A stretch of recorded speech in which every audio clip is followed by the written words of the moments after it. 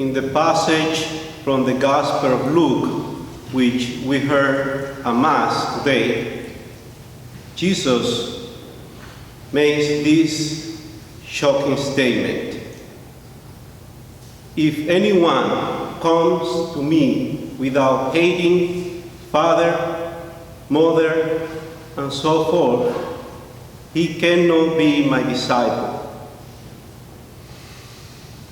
This declaration caught my attention right away because during my preparation to take final vows, I was thinking a lot about discipleship and the cost of discipleship.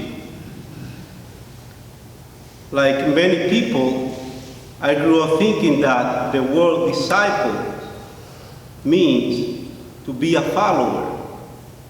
And it does mean that. But I made a discovery by doing my exegesis, my research. The word disciple in the Greek root in the New Testament means to be a student, to be a learner. So we never stop learning.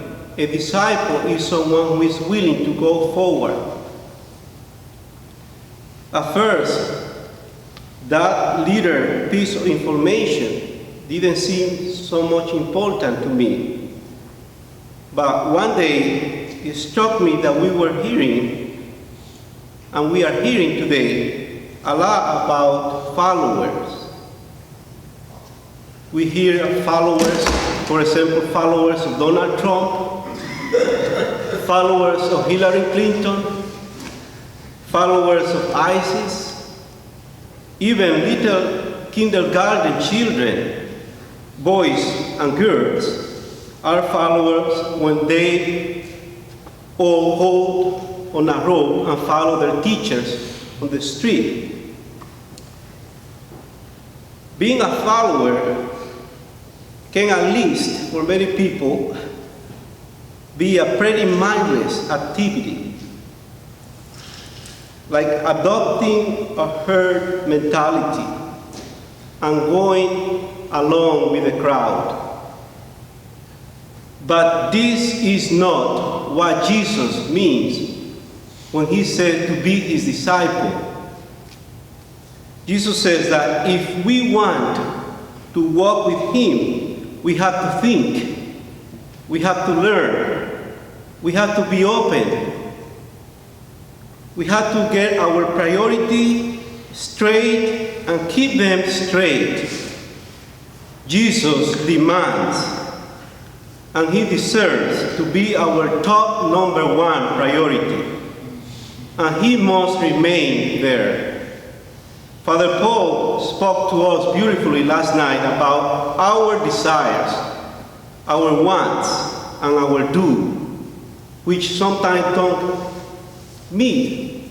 We have to meet those two things. Many times what we are doing is not necessarily what we want. A disciple is someone who is not just someone following blindly, but he's open to receive criticism. He's open to be even obedient. Father Mario told us during our retreat that the forever discussion among Capuchin has been who live better, poverty, obedience, or chastity. And at the end, it's about, are we able to be obedient? Are we able to let God lead our desires? Are we open to be disciples of Jesus? Many of you here probably remember the story which our provincial, Father Tom Betts, shared with us about the Chinese man who was persecuted because of his faith in China, but then when he came to America, the Lord money was able to achieve what the communism wasn't able to do to him. He changed his value. A disciple must be able to continue learning and keep learning from the Master, the top value, the top priority. For me, personally, the striking lesson that I learned from this story is that it can happen to any one of us, especially for us that just took our final vows. We can think that we just finished, that we are graduating. It is not. It's just the beginning. It's the beginning of our life as a Capuchin. The cost and the implication of being a Capuchin, giving completely our thoughts to obedience, to live in a fraternity. That poverty of being in fraternity is the biggest challenge according to Father Mario. And I believe so. We have to keep asking ourselves what our real priorities, what our real desires are. Because this is a question that only you and me can answer personally. Although others around us might begin to observe a shift on us, even before we notice it ourselves.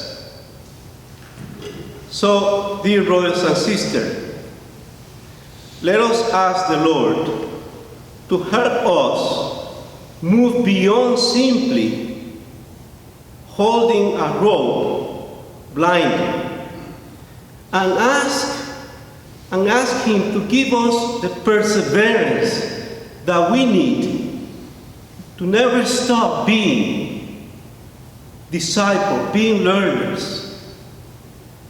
May Jesus grant us that wisdom so that we may learn how to be the kind of disciple He is leading us to be. Amen. Amen.